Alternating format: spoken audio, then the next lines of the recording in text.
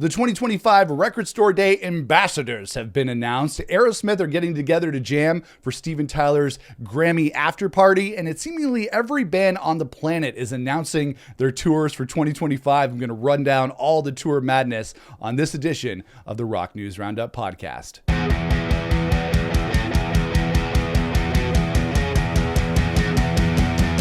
Hello, everyone, and welcome back to the Rock News Roundup Podcast, your destination for the latest in rock music news, reviews, and discussion here on the Nick Chino Music YouTube channel. I'm your host, Mr. Nick Chino. Thank you for joining me on this episode of the show. We got the mics on, we got the devil horns up, and we're ready to talk about the latest and greatest in the world of rock music news. Before we get to it, if you're watching this on the YouTube channel and you're liking this video, make sure to like, share, and subscribe on YouTube so you don't miss out on future videos. And then if you're listening to the audio-only version of this podcast, whether it be on Spotify, Apple Music, or anywhere, make sure to toss me a like and a share and a rate and review on those platforms to let more people know about this podcast. Of course, you can also follow me on social media at Nick Chino Music. And if you're watching this on the YouTube channel right now, there are some latest videos up there right now you might want to check out. Going back into my radio interview archives, I posted an older interview from 2013 with a Canadian rocker's Theory of a Dead Man backstage at the Festival of Friends, which was over a decade ago, actually 12 years ago now. And then also right now on the channel, you can check out my live reaction and review of the Bring Me the Horizon cover of the Oasis classic Wonderwall that they did for the Spotify singles series this past week. Not necessarily a cover that most of us were expecting. I love Bring Me the Horizon. I love Oasis. I love to see these two bands come together for Bring Me the Horizon to cover this track. It is a little bit by the numbers in terms of being a metal cover, and obviously I don't really think that it would replace listening to the original for me, but it is a cool cover, and you can check out my my rating or my live reaction and review to the Wonderwall cover by Bring Me the Horizon right now on the channel. But we're going to get to our headliner topics coming up in just a couple of minutes. We're going to talk about the 2025 Record Store Day ambassadors, as well as Steven Tyler and Aerosmith getting together for a Grammy after party. And seemingly every band on the planet announced their 2025 tours this week. And I'm going to give you a rundown of pretty much every tour that's been announced and where those tours are going to be stopping. But first, actually last night, it was Friday night, for me, and it was a big snowstorm here in Hamilton, so not much to do but stay inside.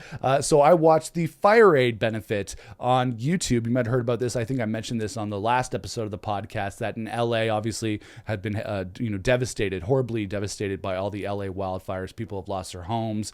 People have lost their lives. It's been a huge devastating thing that has happened in LA. And so lots of different bands and artists, as they are wont to do, got together for the Fire Aid benefit, which was happening at two different venues in LA, at the Kia Forum and the Intuit Dome. And one was, I think it was the Intuit Dome that was a little bit more on the pop side of things, and I think it was the Kia Forum that was on the rock side of things. I could be wrong about that, but just I put it on YouTube last night. It was about a 6-hour broadcast. I just kind of scrubbed through, and there were some really key rock performances in there that I thought were really cool. We saw some stuff from Green Day. They did a couple of their songs. They did Still Breathing. They did When I Come Around. The Black Crowes were in there doing a couple of their songs. They did Remedy, and then they did an awesome version of Led Zeppelin's Going to California with Slash guesting with them on that one. No Doubt reunited for this benefit. It seems like No Doubt only really gets together for like benefit concerts or Coachella. It's going to be one or the other. They were on there as well, playing songs like Spiderwebs and Just a Girl. The Red Hot Chili Peppers were on there as well. They did I guess kind of like a California themed set, which is totally expected for Red Hot Chili Peppers. So they did like songs like Danny California and Black Summer and stuff like that. And then there was a quasi Nirvana reunion on there as well. We've seen these happen over the years. So Dave Grohl, Chris Novoselic, and Pat Smear got together with a couple of key guest vocalists to play some Nirvana songs. They had St. Vincent in there. They had Kim Gordon of Sonic Youth, and then they had Dave Grohl's own daughter, Violet Grohl, sing on All Apologies. And it was an enjoyable show. I didn't really watch the whole thing. I kind of scrubbed through, and I think a lot of the complaints that people are talking about online about this Fire Aid benefit is that, at least from our home perspective, watching it on YouTube or Disney Plus or Amazon Prime or wherever you watch it, is that the sound mix wasn't great. There was a lot of off-key singing, which is not anybody's fault because these events are always a little bit of a clusterfuck, for lack of a better word. When you're putting together these events, they're always, this was something that was put together really quickly to benefit and have the proceeds go to the people affected by the LA wildfires. So,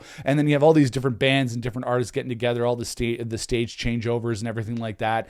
There's bound to be some issues with the monitors and that kind of thing. And so some of the performances were not great. Obviously, they were all in service of a very great cause. So I'm not going to knock anybody for doing that. But overall, watching the show, I found myself, it was a little bit lacking in the performance department. So, not really a lot of great performances on there. Some enjoyable performances. Great to see Joni Mitchell on there as well, but not necessarily just like a great concert. It was for a great cause, but some of the performances were not so great. And I know I was hearing online that there were some monitor issues. And again, these shows are huge productions. They put them together relatively quickly to benefit this great cause, which is great. And sometimes maybe, because there's so much going on, that not every band is going to get the love and attention they need from the sound department. It's not like they have all their own sound engineers there who are going to do everything for their one or two songs that they're playing. It's a large communal event, and so sometimes that's going to happen. So it was a great cause. Some of the performances were really good, courtesy of like the Proto Nirvana, Red Hot Chili Peppers, No Doubt,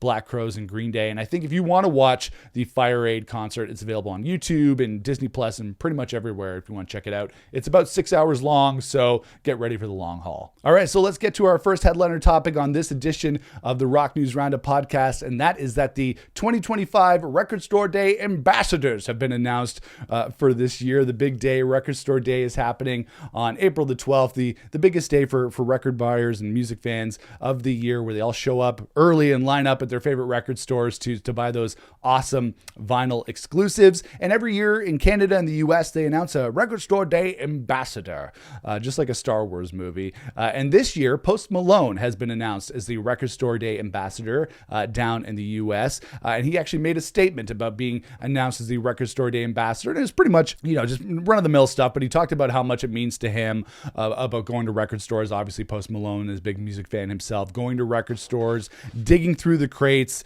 the sign of a true music fan. These are the hallmarks of a great music fan. So Post Malone talked about his own experience about going out and enjoying Record Store Day as a music fan. And last year's Record Store Day ambassadors were Paramore. So they're keeping it very modern with these current artists at the top of mind for Record Store Day. And for the purposes of this podcast, Post Malone, not necessarily a rock artist, although he did start out playing a lot of rock and punk earlier in his career before he switched over to being more of a pop and hip hop and now a country artist. But I really do like Post Malone. I think he's a great artist, and he went full country on his latest album, F1 Trillion. And that album, it was better than it had any business being. Not to say that I had any preconceived notions about listening to a Post Malone record or a country record. I'm not a huge country music fan, but I really did enjoy that F1 Trillion record from Post Malone. I thought that was a really great record, and he can sing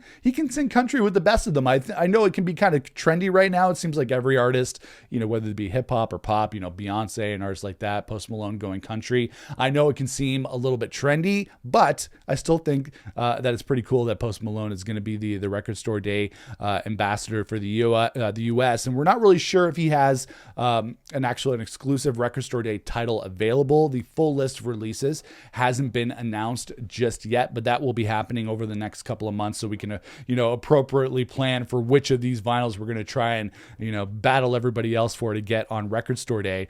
So we have Post Malone as the Record Store Day ambassador in the US and internationally, but then here in Canada we have our own Record Store Day ambassador.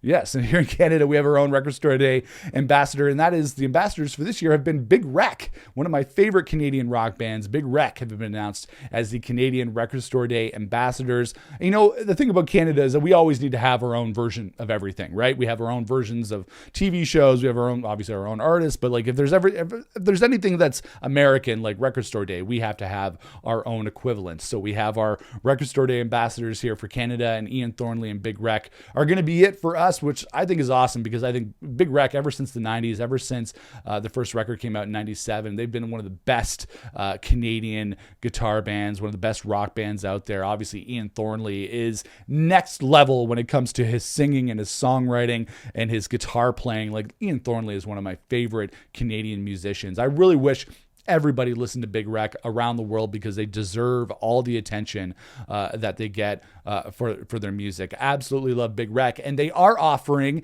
a Record Store Day exclusive for buyers, for Canadian record buyers this year. And that's actually this one's really cool because it's an exclusive version of their 2012 album Albatross, which came out in 2012. That was their reunion album after Big Wreck initially broke up, and then they became Thornley. They got back together as Big Wreck. And this is the first time the Albatross album is going to be available on vinyl, which is really, really cool. So actually something, not just a different color version of an album you already have. This is the first time Albatross is going to be available on vinyl. It's going to be limited to 2,500 vinyl copies. And then check this out. This is something that I really enjoy. It's actually going to have 1,000 copies of the deluxe CD version as well, including a bonus track, which is called Fade Away. And I think that this is really cool. This is something that I would like to see more on Record Store Day, is a CD exclusive. I know that for Record Store Day, all the record snobs are like, it's about records, it's about the vinyl, it's about the plastic, and it's about getting those sweet records because records are better than CDs, I guess. But I don't necessarily agree with that because most of my collection is on CD. Actually, you can see the CD tower right there. That's my CD tower. It's got all my CDs on it, or most of my CDs on it. And I love the compact disc. I love records as well, but I really think that if Record Store Day wants to move into the future, that they should offer more CD exclusives, because obviously we have a lot of nostalgia and a lot of feelings based around vinyl. But people in my generation, maybe a little bit younger, maybe a little bit older, we have the recollections of going to the record store and buying the CD copies of everything. And I really do think that over the next few years that CDs will maybe have that same sense of nostalgia attached to them as records do. Maybe not yet, but I still think it's cool that Big Wreck is offering a CD exclusive for Record Store Day. Now, me personally, I don't really do Record Store Day all that often, although I feel like I have participated at least in the last 2 or 3 years, because there's been a couple of Noel Gallagher exclusives that came out on Record Store Day, the Magic Secrets releases. I went to make sure I got those. There was a Biffy Clyro one that came out, the Moderns EP, which came out a couple of years ago. I made sure to get that. But other than that, unless there's something really, really cool that I want to get, I generally don't line up with everybody on Record Store Day, although I really, really do admire and support all the people that line up early for Record Store Day so they can get their exclusives and their fun stuff. And I think, at least for Canadian fans, if you're a Big Wreck fan, there's a huge incentive to go to Record Store Day, because if you have all the Big Wreck albums on vinyl, but Albatross isn't one of them because it hasn't been available on vinyl yet, this is your chance to go pick that up. So here in Canada, Big Wreck is going to be the Record Store Day ambassadors. And then in the US, Mr. Post Malone is going to be the Record Store Day ambassador. And of course, Record Store Day, at least the spring version. There's a Black Friday version that'll be coming up in November. But right now, April the 12th is the date for Record Store Day 2025. And our next headliner topic is that Aerosmith is reuniting for a Grammy party. Not that Aerosmith ever really broke up officially, but it was really sad last year when Aerosmith and Steven Tyler announced their retirement from touring due to the ongoing issues that Steven Tyler had with a vocal injury that he sustained the last time the band was on tour. So to see Aerosmith kind of go out with a whimper instead of a bang was actually really devastating to me. Like, for me, Aerosmith has always been one of my favorite bands. To see that they were going to stop touring and not be able to do a final tour to kind of close things out was really sad and a little bit devastating for me and a lot of other Aerosmith fans. But there's good news, because members of the band are reuniting for Steven Tyler's Grammy Awards viewing party called Jam for Janie at the Hollywood Palladium on February the 2nd. Wait a minute, that's tomorrow.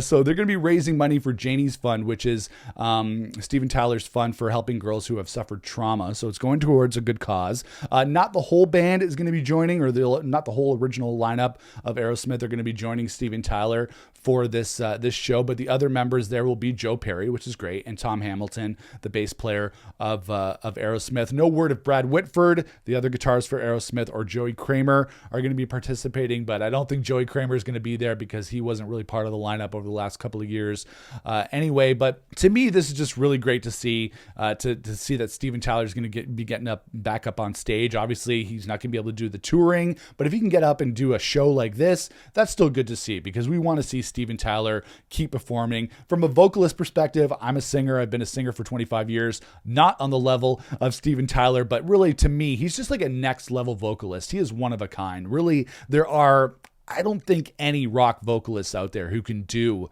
what Steven Tyler can do, hit the notes, have the rasp. Like his voice, there's so many great singers in the world, but there's just something about Steven Tyler that really nobody else can replicate. He really is one of a kind. And the thing about Aerosmith for me, and I mentioned this in the video that I did last year when they announced that they were retiring from touring, Aerosmith was my first favorite band. Obviously, everybody knows that Oasis is my favorite band of all time, but before I discovered Oasis, Aerosmith were my favorite band, especially the stuff they released in the 80s and the 90s. Pump, Get a Grip, Permanent Vacation, Nine Lives. My first ever concert was Aerosmith in 1998 at Copps Coliseum in Hamilton. So I have a very soft spot in my heart for Aerosmith and their music. I still listen to them very, very regularly. I still love them. And then to see Steven Tyler sustain a vocal injury of this magnitude, not really be able to sing like he used to, really is devastating, like I said, because he is really a one-of-a-kind vocalist. And even if this isn't a full-on, Aerosmith reunion, that's okay, because it's still cool to see them get up and play. They don't have to go on and do a world tour and do hundreds of dates around the world in order for us to love them and to love Aerosmith. But it's very cool to see them getting together for this. And according to Consequence of Sound, where this article came from, Tom Hamilton, the bass player of Aerosmith, said the future's still really up in the air when it comes to the band. He doesn't want to push Steven Tyler into a reunion because obviously, or into a full tour. Not that they really broke up, but into a full tour, because that might just exacerbate his condition and make his vocal injury even worse. So if we can't have tours with Aerosmith, it would really just be cool to have these one-off gigs. So that'll be tomorrow. I don't think it'll be televised or anything, but people in the room will probably be enjoying it. I'm sure we'll see some clips online for the Aerosmith Jam for Janie Grammy viewing party that is happening on February the 2nd, which is tomorrow, because I'm filming this on February the 1st. So let me know in the comments below, what do you think? Would you like to see Aerosmith do maybe more one of these one-off shows at different venues instead of doing a big tour? Let me know in the comments below. And now we'll get to the final headliner topic on this edition of the Rock News Roundup Podcast, and that is the 2025 Tour Madness. It seems like every band under the sun announced a tour for 2025 this week. I've been looking through articles and looking for different things to talk about on the podcast, and then I was seeing like every band. There were so many bands announcing tours and announcing shows that I thought I would just run them all down, put them into one segment so everybody can get an idea of all these bands that are hitting the road over 2025. But it's going to be a good year, guys. I can guarantee that. This one isn't really a tour, but I did want to mention it, that Blink-182 and Alkaline Trio are going to be doing a show at the LA Palladium on February the 13th, which is a benefit show, which is proceeds benefiting like local LA charities, those affected by the LA wildfires. And I just want to say this is really cool because obviously Matt Skiba, who is the singer and vocalist of Alkaline Trio, joined Blink-182 for a spell there for a few years when Tom DeLonge was in the band. They made California, they did California Deluxe Edition, and then they did 9 as well. And this is really, really cool because obviously Tom DeLonge came back to Blink-182. They did one more time, and now Blink, the classic lineup of Blink, is back together and doing their thing, out there making music, out there playing shows. And it was kind of sad that Matt Skiba, even though he filled in for Tom DeLonge, that he wasn't able to keep doing his thing with the band. So he went back to his original band, Alkaline Trio, and it's cool to see that there's no bad blood between the parties. They're getting back together. They're going to be doing this LA benefit show. And if you're in LA, this is actually going to be a really, really cool show. So you get to see Blink, you get to see Alkaline Trio. Maybe, who knows, maybe Matt Skiba will get up with Blink and play some of those California era tracks, whether it be Bored to Death or She's Out of Her Mind or Sober or something like that. I think that would be cool because Blink-182 actually do play Bored to Death, I think, in their set with Tom DeLonge singing Matt Skiba's parts. So I think that would be really cool if Matt Skiba maybe hopped over into the Blink set and maybe sang some of those California era tracks with them. I think that would be really cool.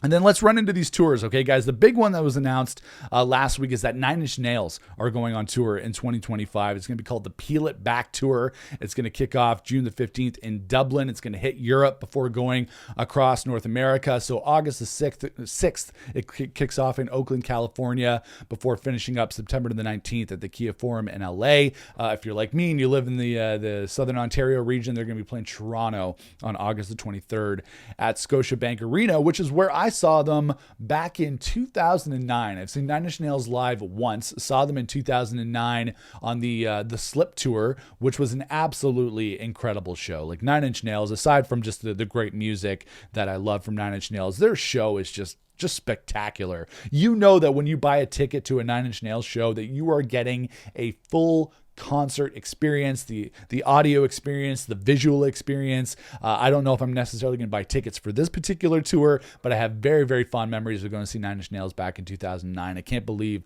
that it was that long ago, but just absolutely blew me away. One of the best shows I've ever seen. So Nine Inch Nails, definitely a band worth seeing live, and they've been kind of out of the scene for the last little while. Trent Reznor and Atticus Ross have been doing a lot of soundtracks for different movies and that kind of thing. So see Nine Inch Nails back in the saddle for the Peel It Back tour is really, really cool. So I'm going to enjoy that for sure. And then this one's actually really cool. Jet. You guys remember Jet, right? Big band from the mid 2000s with Are You Gonna Be My Girl and Roll Over DJ and Cold Hard Bitch and songs like that. They've been out of the scene for a while. They kind of disbanded for a bunch of years, probably over a decade. But they're back together. They're doing their thing, and they're going on tour across North America with Band of Skulls, which is a great UK band that I really, really love. Band of Skulls. If you haven't listened to them, check them out. The Sweet Sour record is really, really good. And this is going to be a good tour as well, kicking off in Toronto, my neck of the woods, on May 27th at History in Toronto. Every band who comes to Toronto, if you don't know History, History is Drake's venue in Toronto, and like the far east end of Toronto. So it's Drake's venue. I've been there a couple of times. I saw Biffy Clyro there. I'm trying to see who else. Maybe I just saw Biffy there. But History, it's an okay venue. It's very kind of modern, trendy, hipster kind of venue, but it's a good space to go see bands. So that's where Jet is going to be playing on May the 27th at History in Toronto. And then they're going to wrap things up in Minneapolis, Minnesota on June the 15th. So that's actually really cool. Jet getting back together and doing a tour.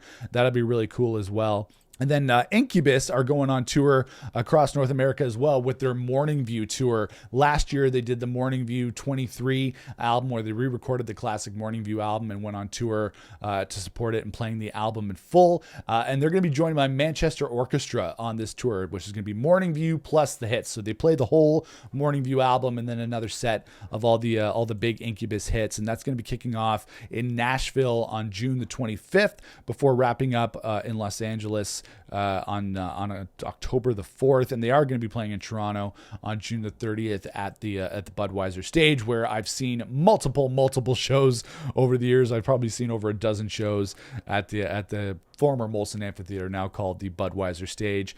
What else we got here? LS Dunes, who just released their new record Violet this weekend. I'm going to be listening to that today, featuring different members of Coheed and Cambria and Thursday and My Chemical Romance and of course Circa Survive. LS Dunes are going to be going on tour across North America as well, with From Indian Lakes opening up all the dates. April the 8th is the first date in Austin, Texas, and then they're going to close it out May the 11th in Phoenix, Arizona.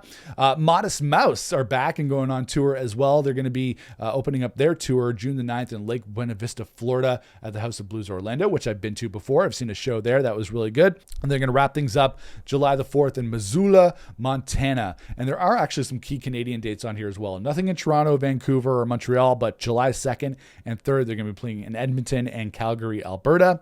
And then this one too, I don't necessarily going to be buying tickets for this, but Dave Matthews Band going on tour across North America as well, opening things up April 27th in New Orleans before wrapping things up August 31st in Quincy, Washington. They're going to be playing July the 8th in Toronto. We can only hope that their tour bus does not dump any shit on anybody, but you never know what's going to happen with the Dave Matthews Band. And then the final thing that I want to mention is that the Warped Tour is coming back. This is really cool. If anybody grew up in the 2000s, the Warped Tour is coming back after they pretty much kiboshed the entire thing a few years ago, but it's coming back for a limited run at 3 different cities across the U.S. in Washington, D.C. in June, Long Beach, California in July, and then Orlando, Florida in November. They haven't announced the full lineup yet, but there are a couple of bands that have been announced so far. We have Bowling for Soup, Pennywise, The Story So Far, which is really cool, Simple Plan, State Champs, The Main.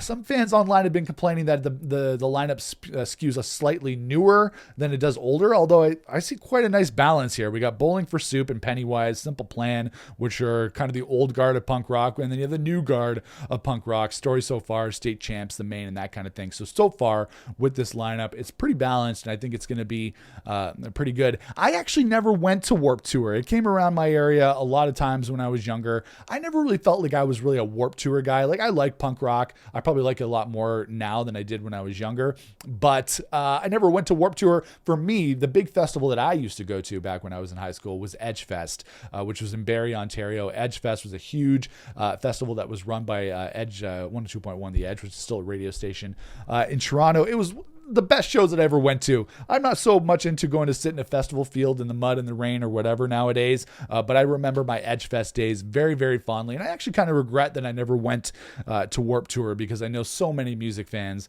really have that great association with the Warped Tour and those memories. But for me, it was Edgefest that was the big one when I was growing up. But you know what? Talk about tours, guys, and this is kind of just scratching the surface, because I saw a lot of other tours from different bands being announced online as well. But check this out, okay? So we have Nine Inch Nails doing their Peel It Back tour. We have Jet going on tour, Incubus playing Morning View and the Hits across North America, the Warped Tour coming back for 3 shows, LS Dunes going out on tour in support of their latest album Violets, Modest Mouse going on tour, Dave Matthews Band. It just goes on and on and on. It's February, and all the bands are outlining their schedules and itineraries for 2025.